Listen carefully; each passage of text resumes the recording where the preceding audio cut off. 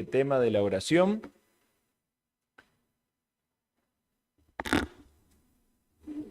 Abrimos las Biblias en 1 de Timoteo capítulo 2, versículo 1.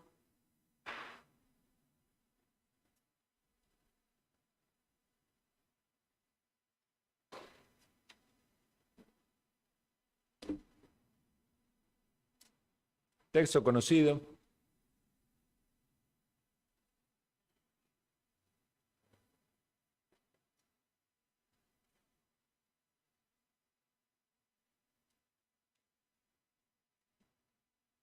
Dice la palabra del Señor: exhorto ante todo que se hagan rogativas, oraciones, peticiones y acciones de gracias por todos los hombres. Tenemos nosotros la costumbre y entendemos que es algo muy bueno y correcto bíblicamente de orar por las autoridades en cada culto, por lo menos en los cultos matutinos, oramos por el país. Pero este versículo abarca un poco más allá, ¿verdad? No solamente, quizás a veces ponemos el énfasis en el versículo siguiente, donde habla de las personas que están en eminencia, los reyes, pero el primer versículo dice de orar por todos los hombres. Se dice que un sacerdote es aquel que representa a los hombres delante de Dios y a Dios delante de los hombres. Bueno, no es una explicación teológica muy profunda, pero tan solo tomando ese parámetro, podríamos también nosotros considerar que la Biblia nos dice que nosotros somos un real sacerdocio o un reino de sacerdotes.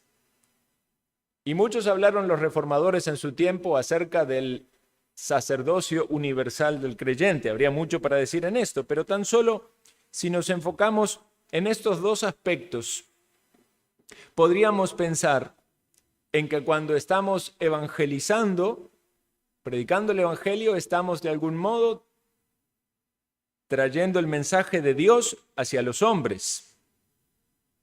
Eso es lo que dice también la palabra, ¿verdad? El mensaje de Dios que es compartido a los hombres. Pero cuando nosotros vamos a Dios en oración, entonces estamos intercediendo por los hombres. Entonces, estos dos aspectos pueden hacernos pensar en la labor tan importante que tenemos como creyentes en la intercesión. Suplicamos al Señor que los hombres sean salvos y también pedimos por los creyentes para que estén bien con el Señor. En Efesios capítulo 6, versículo 18, el apóstol Pablo también habla de las súplicas por todos los santos. No podemos literalmente orar por todos los cristianos en todo el mundo, pero sí el Señor nos da algunas personas por las cuales podemos y debemos orar. Sería extraño que un creyente no orase por aquellas personas que conforman su familia, que orase por su esposa, por sus hijos, la esposa por el esposo, por los padres, todo el núcleo familiar, si son creyentes, para su bien, si no lo son, para su salvación.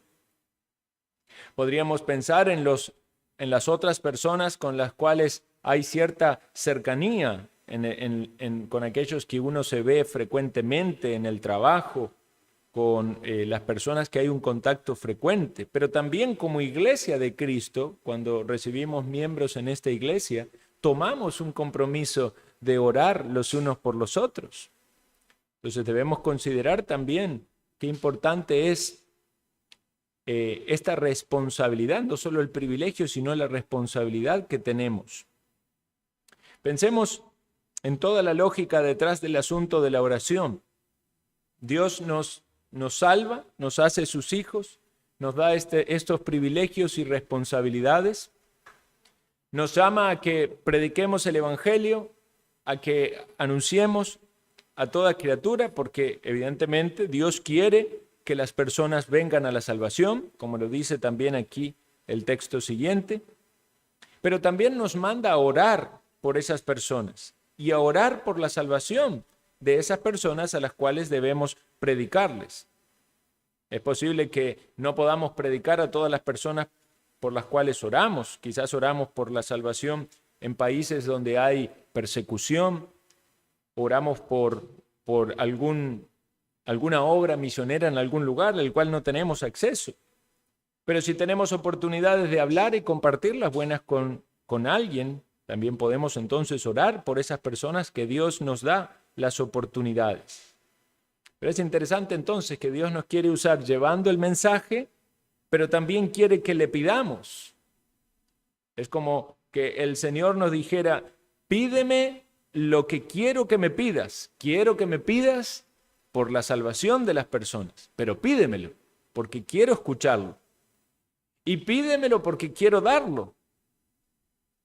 Entonces nosotros vamos al Señor en oración con este entendimiento. Él mismo nos mueve a orar. ¿Y por qué oramos? Porque Él quiere que le pidamos. ¿Y por qué le pedimos? Le pedimos por la salvación o edificación de las personas. ¿Por qué? Porque Él quiere eso.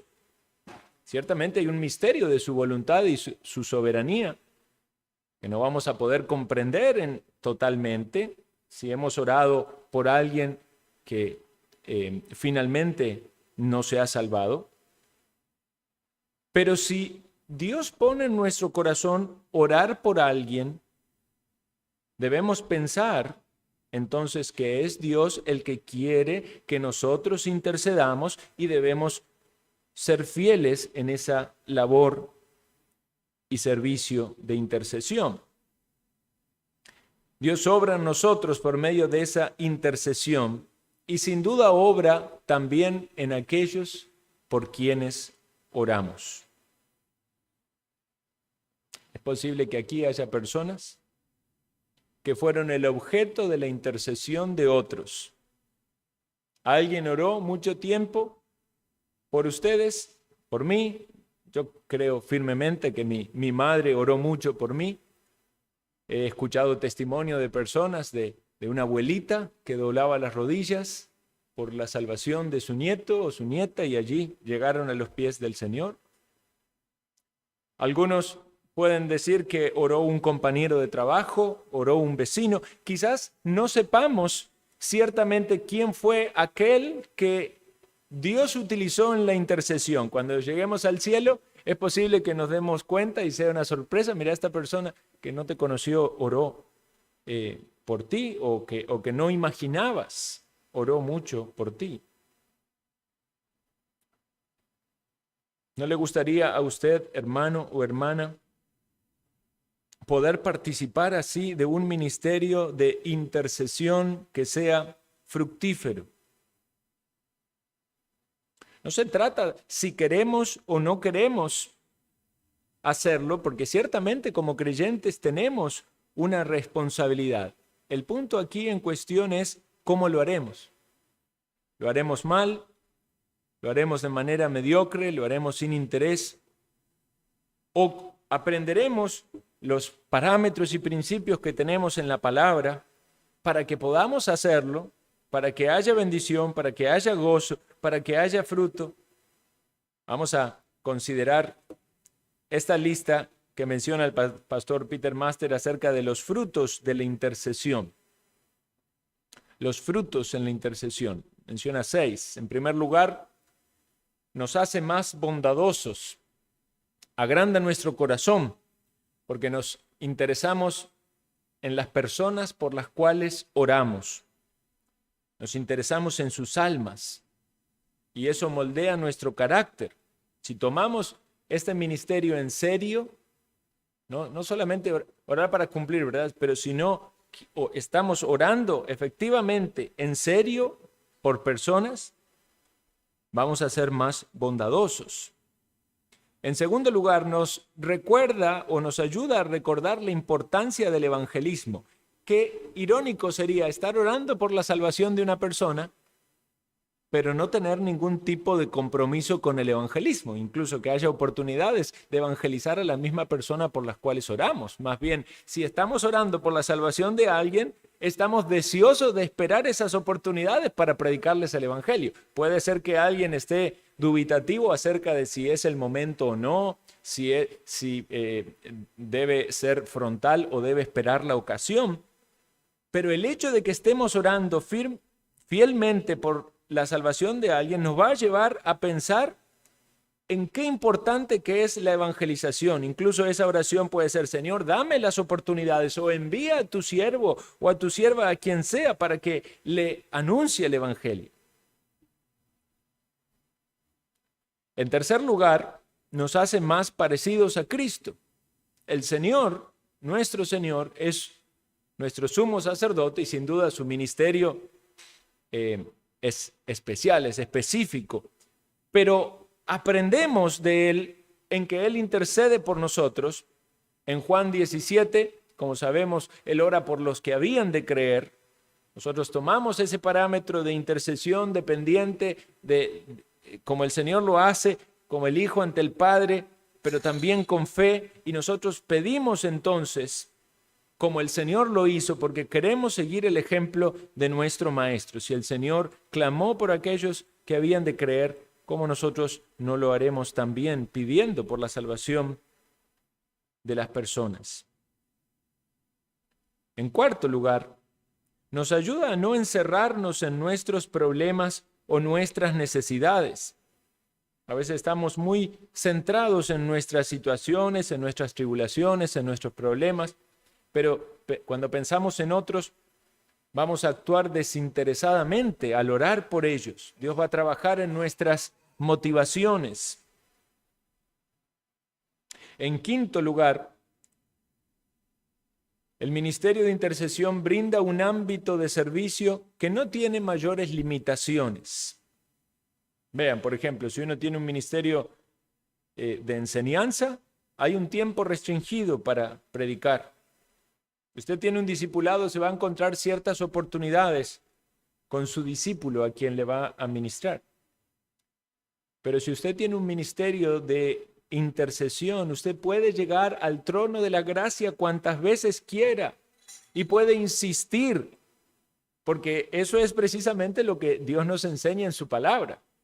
Uno no puede extenderse demasiado en una enseñanza porque sería muy difícil para las personas estar durante mucho tiempo. Pero si usted quiere orar 2 horas, 3 horas, si usted quiere clamar por algo específico, hacer un ayuno un día y buscar al Señor en oración, puede hacerlo. No importa su edad, si es joven o si es viejo.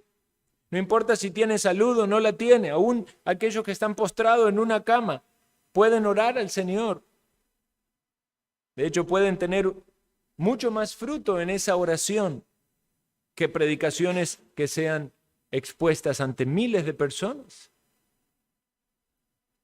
Ciertamente es un ministerio privado, no es algo visible, pero el Señor lo ve. Por eso dice el texto allí: entra a tu habitación y cerrada tu puerta, dobla tus rodillas y ora al Señor, o pide al Señor en secreto.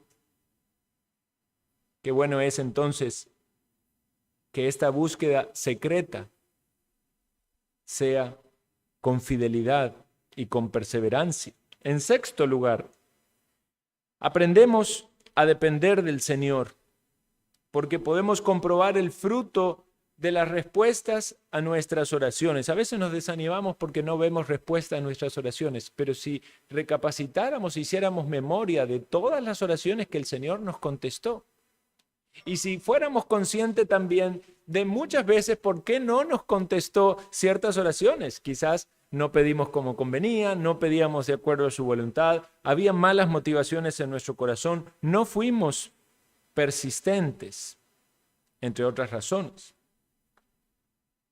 Pero así aprendemos a depender del Señor.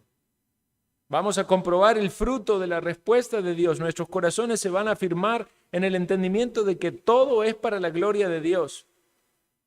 Y qué maravilla, que los perdidos son salvados, o los creyentes son edificados, son socorridos en sus pruebas o adversidades. Por otro lado, si hacemos muchas cosas sin intercesión, no tarda mucho tiempo en que nos damos cuenta de que eso lleva poco fruto. Consideremos entonces, hermanos, el alcance de este ministerio. En primer lugar, la conversión de los perdidos. Pensamos en la conversión de los perdidos y viene a nuestra mente primariamente el evangelismo, pero ciertamente hay una labor sumamente importante en la oración, en nuestros trabajos, en nuestros estudios, en la ciudad, en nuestro barrio. El Señor tiene propósito en todo lo que hace, entonces debemos pensar cómo el Señor quiere utilizarme en este contexto en el cual estoy. Descenderé ahora y veré si han consumado su obra según el clamor que ha venido hasta. Y se apartaron de allí los varones y se fueron hacia Sodoma, pero Abraham estaba aún delante de Jehová. Entonces vemos que Dios decide dar a conocer el plan a Abraham acerca de la destrucción de Sodoma y Gomorra. Y vemos aquí entonces una intercesión de Abraham. Parece en un sentido una especie de negociación de Abraham, pero él lo que está haciendo efectivamente es interceder. Él no estaba obligado a interceder por esa ciudad, pero vemos que hay allí un entendimiento pensando principalmente, ¿verdad?, en Lot, pero hay un entendimiento de que si hubiese allí algún justo, ¿no sería entonces bueno que el Señor derramara misericordia y lo librara? Y vamos a ver cómo lo hace. Dice versículo 23, y se acercó Abraham y dijo, ¿destruirás también al justo con el impío? Quizás haya 50 justos dentro de la ciudad, ¿destruirás también y no perdonarás al lugar por amor a los 50 justos que estén dentro de él? Lejos de ti el hacer tal, que hagas morir al justo con el impío y que sea el justo tratado como el impío, nunca tal hagas.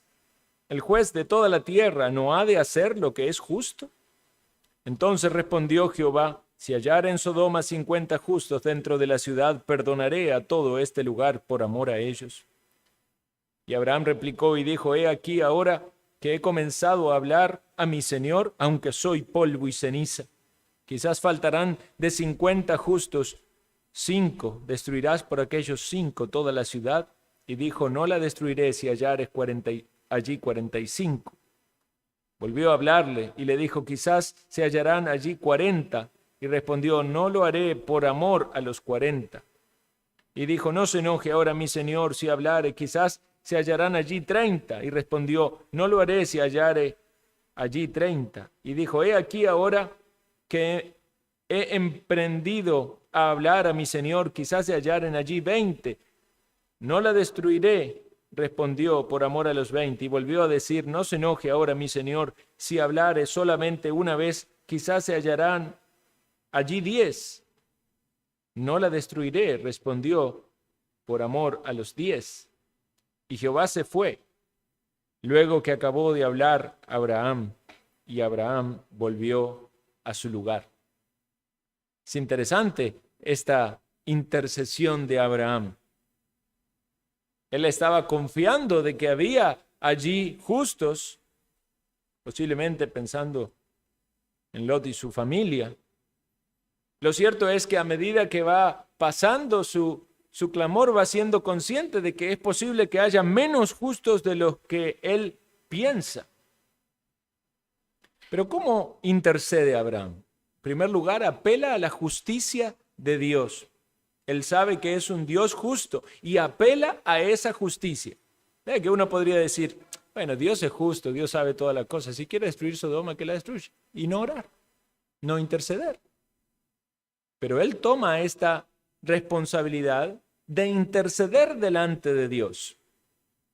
Le pidió a Dios que mostrase misericordia a Sodoma si allí se encontraban justos. Sabía que Dios es el juez de toda la tierra. Él no se interpuso en la voluntad de Dios como mandando a Dios o como queriendo condicionar a Dios. Pero sin embargo hay allí un intento de persuasión. Esto no es incorrecto en la intercesión, siempre y cuando sea hecho, como lo vemos aquí, con esta humildad. Dice, soy polvo y ceniza. No como estas oraciones que oímos ahora de algunos falsos maestros o predicadores que parece ser que están tratando a Dios como si fuera un esclavo, un empleado malo. Soy polvo y ceniza, pero insiste.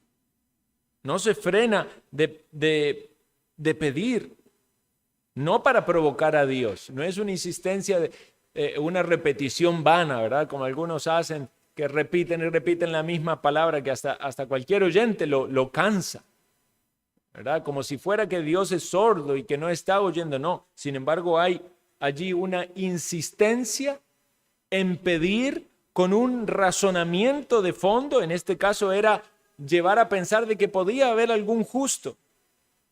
Y si hubiese algún justo, no sería justo al entendimiento de Abraham que esa ciudad sea destruida. Pero lo hace con humildad. Podemos aprender de esta intercesión. Es una intercesión agradable a Dios. No va con exigencias, va con humildad.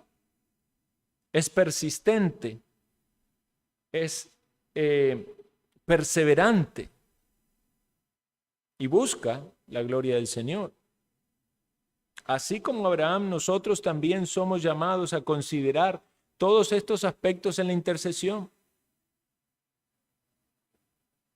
Es como razonar con Dios en nuestro clamor y en nuestra oración sin imponer nuestro orgullo ni considerar que hay mérito en nosotros para que Él nos escuche, sino sometiéndonos a Él, pero clamando a Él por aquello que pedimos. Para mí ha sido muy interesante considerar en este pasaje que los ruegos de Abraham fueron escuchados y fueron respondidos. No de la manera en la que él lo pedía o la que él lo esperaba, porque evidentemente Sodoma fue destruida.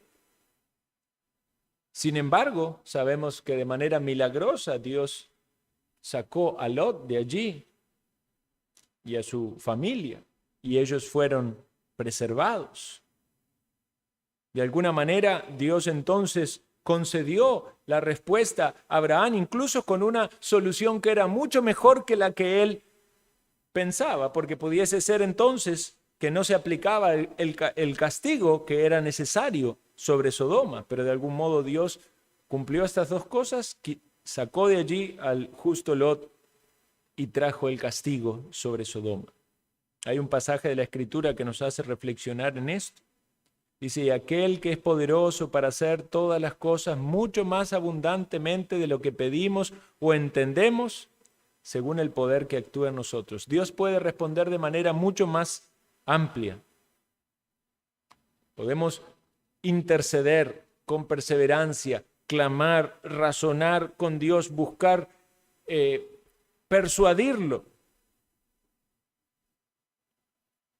No porque nosotros tengamos el poder para cambiar su voluntad, sino sometiendo nuestra voluntad a la de Él. Pero esto es lo que Dios quiere en medio de nuestra intercesión. Vamos al segundo ejemplo, que es el ejemplo de Moisés. Éxodo, capítulo 32.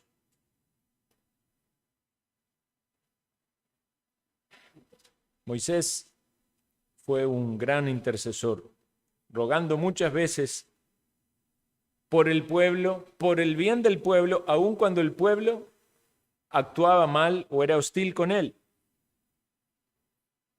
En varias oportunidades Dios propuso destruir al pueblo. Después del evento del becerro de oro, que está aquí en el versículo 32, dice el versículo 9, dijo más Jehová a Moisés, yo he visto a este pueblo, que por cierto es pueblo de dura cerviz. Ahora pues déjame que se encienda mi ira en ellos y los consuma, y de ti haré una nación grande. ¿Se ha puesto a pensar qué haría si usted hubiera estado ahí? Señor, consume a todas estas personas, yo también estoy cansado. Creo que muchos podríamos actuar así, ¿verdad? Entonces Moisés oró en presencia de Jehová su Dios y dijo: oh Jehová, ¿por qué se encenderá tu furor contra tu pueblo que tú sacaste de la tierra de Egipto con gran poder y con mano fuerte? ¿Por qué han de hablar los egipcios diciendo: para mal los sacó, para matarlos en los montes, para raerlos sobre la faz de la tierra? Vuélvete del ardor de tu ira y arrepiéntete de este mal contra tu pueblo. Acuérdate de Abraham, de Isaac, de Israel, tus siervos, a los cuales has jurado por ti mismo, y les has dicho: yo multiplicaré vuestra descendencia como las estrellas del cielo, y daré a vuestra descendencia toda esta tierra de la que he hablado, y la tomarán por heredad para siempre. Versículo 14. Entonces Jehová se arrepintió del mal que dijo que había de hacer a su pueblo. Vean qué interesante cómo Moisés intercede aquí. Dios quería eliminar al pueblo. Dios podía levantar una nación de Moisés, pero Moisés, ¿en qué piensa? Piensa en el buen nombre de Dios. ¿Es como Moisés queriendo razonar con Dios acerca de la fama de Dios? Una vez más, uno puede caer en este entendimiento y decir: bueno, Dios no se equivoca, si Dios quiere hacerlo, adelante, que lo haga. Pero ahí no habría intercesión. Como que Dios está haciendo algo o diciendo algo precisamente porque Él quiere ver qué sale de la boca o del corazón de Moisés.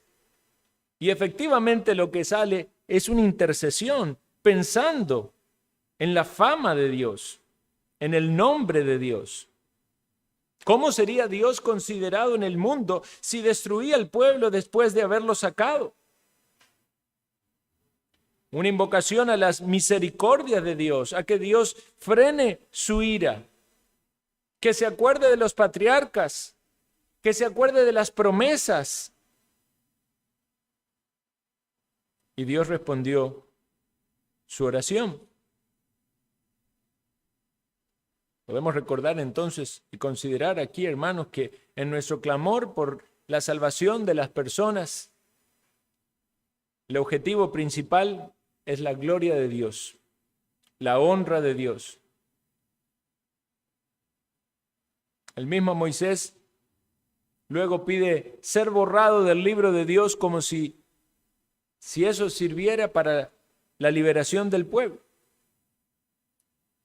Y evidentemente eso es una buena tipología, ¿verdad?, de la obra de Cristo intercediendo y sufriendo el castigo. Obviamente la muerte de Moisés no era suficiente, pero la muerte de Cristo sí sirvió para nuestra redención.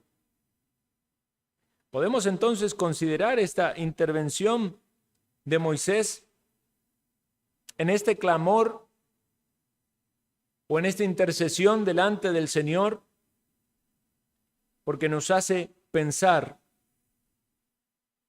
en la responsabilidad tan grande que tenemos de las personas que Dios pone alrededor nuestro. Tenemos una responsabilidad por las personas que nos rodean, sean, como decía antes, de nuestra familia, de nuestra iglesia, o los impíos que están a nuestro alrededor. ¿Iremos al Señor intentando persuadirle de que no derrame su ira? ¿De que su gloria sea manifiesta en la salvación de esas personas?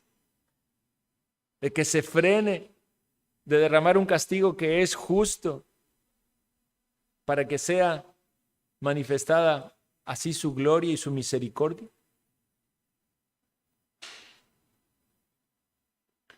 Vamos a considerar ahora el tercer ejemplo, que es el ejemplo de Samuel, sus oraciones firmes y determinadas. Samuel es considerado uno de los intercesores más notables.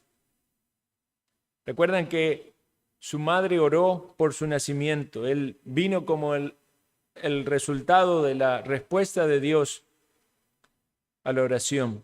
Y su nombre significa pedido a Dios. Vamos a ver lo que dice Primera de Samuel 12:23. Primera de Samuel 12:23.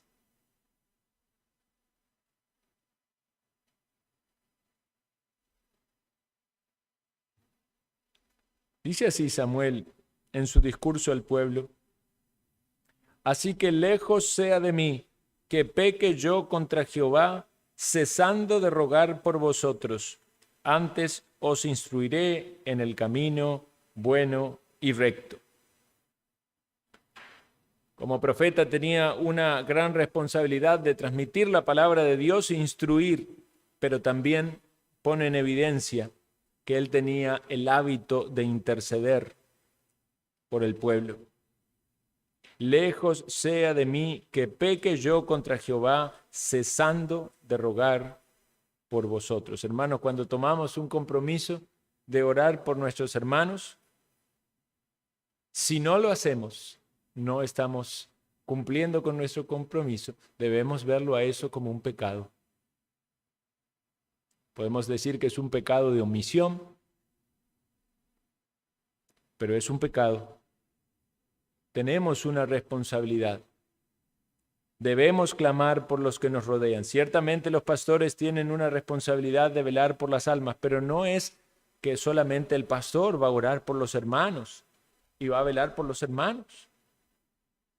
Debemos hacerlos unos por otros, así como necesitamos las oraciones de nuestros hermanos, pero no como un negocio, un intercambio. No, si tal hermano no ora por mí, entonces yo no oro por él. Eso es una inmadurez. Clamamos al Señor por nuestros hermanos, tratamos de recordar nuestros hermanos en nuestras oraciones. Y ahora voy a leer algunas aplicaciones puntuales, pero pedimos por sus situaciones específicas, pedimos por los que nos han compartido algunas veces, que son peticiones públicas, pero pedimos también por aquellas cosas que nosotros podemos ver o entender en la voluntad del Señor que sería bueno para tal hermano o hermana en su crecimiento espiritual. Que no cesemos de orar, porque es triste caer en esa manifestación de indiferencia. Y cuando un hermano está pasando por un periodo de dificultad, de prueba en su vida cristiana, periodo de enfriamiento, es obvio que va a dejar los medios de gracia, ¿verdad? Va a dejar de orar, y si no ora por su propia vida, menos va a orar por otro hermano. Pero nuestra responsabilidad debe ser tomada como un todo, no solo decir, bueno, ahora estoy bien porque estoy leyendo, todas las mañanas me levanto y oro y leo la Biblia, pero estoy orando solo por mí. No. Soy consciente de que no soy un cristiano aislado y no soy yo solamente y yo y mi familia o yo y mis necesidades. Pertenezco a un cuerpo, a una iglesia local en la que Dios me ha colocado. Hoy hablábamos en la mañana del amor. Debemos orar para que nuestro amor abunde más y más para con nuestros hermanos, para que nuestras relaciones sean sanas, edificantes, de bendición. Entonces podemos ver aquí en Samuel que el orar era una costumbre, era un hábito, una intercesión diaria. Pienso que es útil para algunas personas tener una lista de oración. Yo tengo en mi oficina una hoja con la lista de las personas que asisten a la iglesia, los miembros. A veces uno está orando y puede quizás intentar recordar rostros o recordar dónde se sientan, pero es mejor tener una lista para no olvidar orar por ninguno. También debemos tener cuidado de no caer en el error de orar así, mencionando los nombres, ¿verdad? Corriendo. Sino ir a cierto grado de detalle, pensar por qué oramos, qué es lo que pedimos, o sea, cuál es la petición.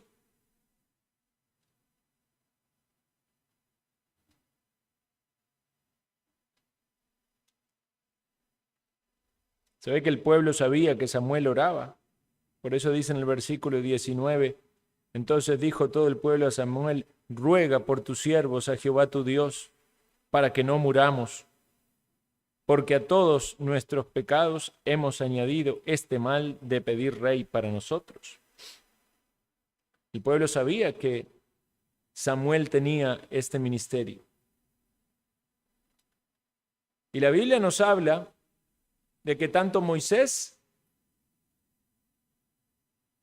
como Samuel fueron destacados en la intercesión. Vean lo que dice el Salmo 99.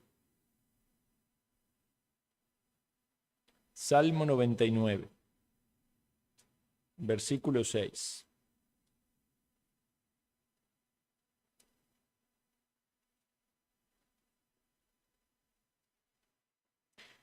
Moisés y Aarón entre sus sacerdotes y Samuel entre los que invocaron su nombre. Invocaban a Jehová y él les respondía. Interesante, ¿verdad? Que un salmo deja allí asentado que tanto Moisés y Aarón como Samuel tenían este ministerio de intercesión, y qué bonito es ver esto, y Jehová le respondía. En Jeremías capítulo 15, versículo 1,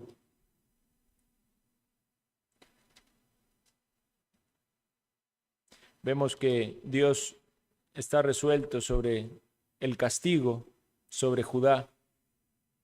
Y dice Jeremías 15:1, me dijo Jehová, si Moisés y Samuel se pusieran delante de mí, no estaría mi voluntad con este pueblo, échalos de mi presencia y salgan. Siervos del Señor que tenían un compromiso de intercesión.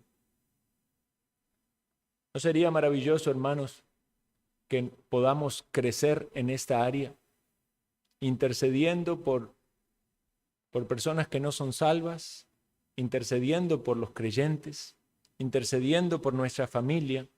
¿Cómo hacerlo? Quiero leer algunos consejos que comparte el pastor Peter Master que pueden servirnos de aplicación. Algo que recién les mencionaba, dice, al orar no solo deberíamos mencionar los nombres, sino pedir por bendiciones específicas, tal como hicieron los ejemplos bíblicos de intercesión, porque una intercesión imprecisa no puede reflejar un deseo e interés profundo. Deberíamos mencionar cada nombre por separado y pedir un beneficio distintivo. Deberíamos tener compasión y amor por aquellas personas por las que oramos, meditando, por ejemplo, respecto al terror que tendrían si se perdieran o el dolor si se enfermaran.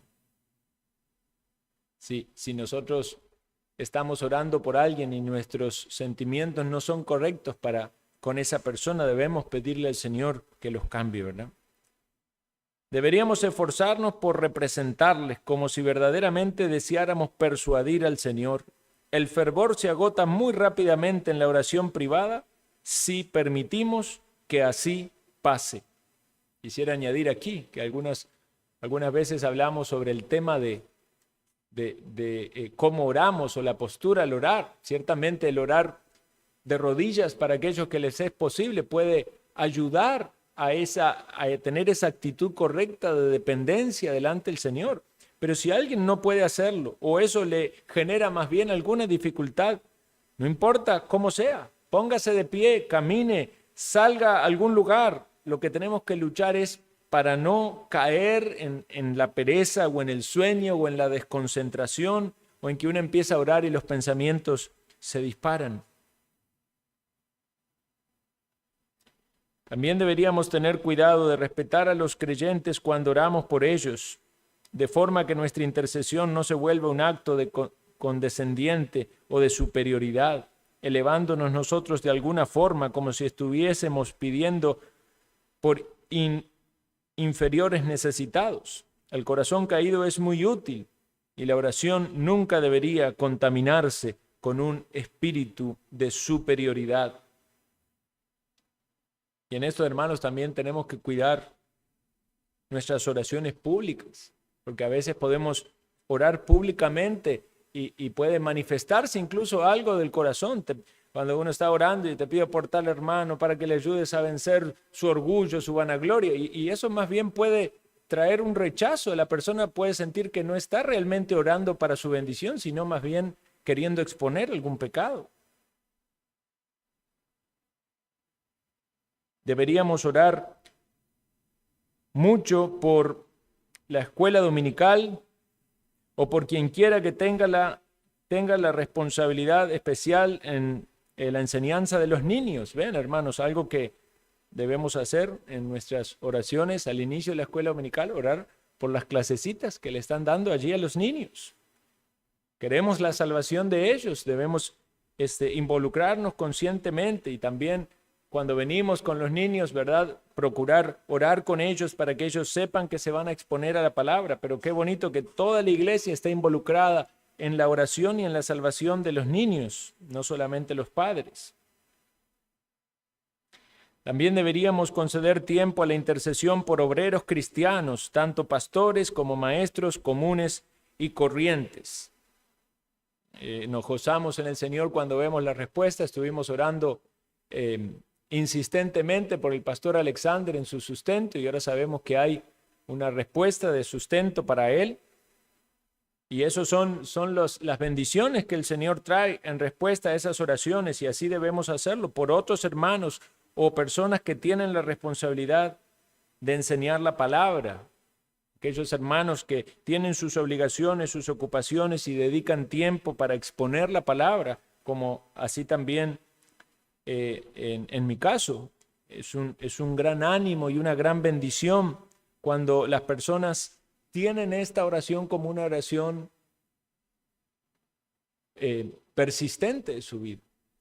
No solo aquí los miércoles, sí, bendice Señor la palabra que es predicada, sino usted mismo va a ser beneficiado por un mejor ministerio de la palabra, de todos los expositores aquí. Entonces, usted debe orar por aquellos que tienen la responsabilidad de hacerlo, pero también debe orar su propio corazón, porque muchas veces es nuestro corazón el que no viene predispuesto a recibir la palabra.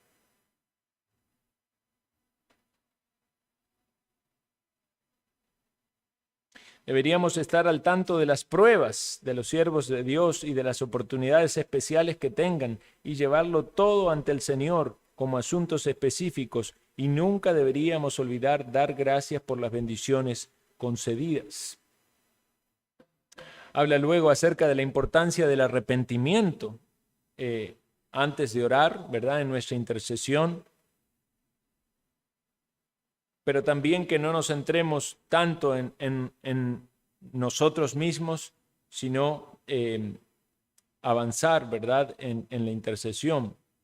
Dice, una vez más debemos enfatizar en la necesidad de que oremos con fervor y deseo, porque desde luego no seremos escuchados por cosas que no nos importan.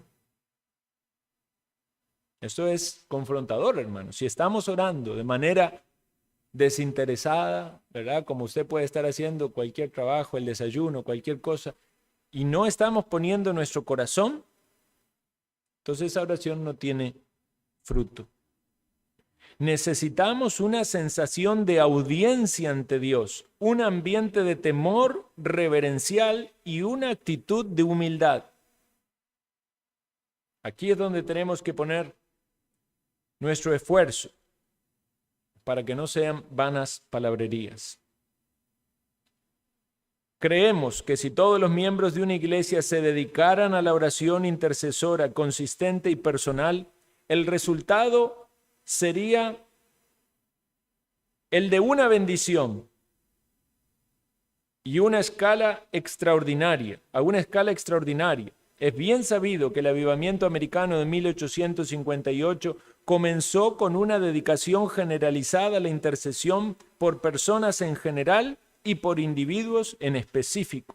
Mediante una oración que intercede seremos instrumentales, alentados poderosamente, se nos concederán grandes bendiciones y Dios recibirá la gloria. Y cierra el capítulo el pastor Peter Master diciendo, la vida espiritual personal de un sacerdote de Dios no puede avanzar si no está esa función sacerdotal de intercesión. Si sus intercesiones son pocas y pequeñas o repetitivas y desalentadas, de inmediato tome más seriamente este ministerio vital y privilegiado. Haga una lista, venga ante el Señor, recordando que tan solo 10 minutos pueden interceder por muchas personas, pero que tiene que usarse esa lista cada día. Como quiera que ore, recuerde también que las oraciones específicas acompañadas de cierta cantidad de detalles, deseo real, fervor, son esenciales en la obra intercesora sacerdotal del cristiano. Hermanos, es una batalla en oración.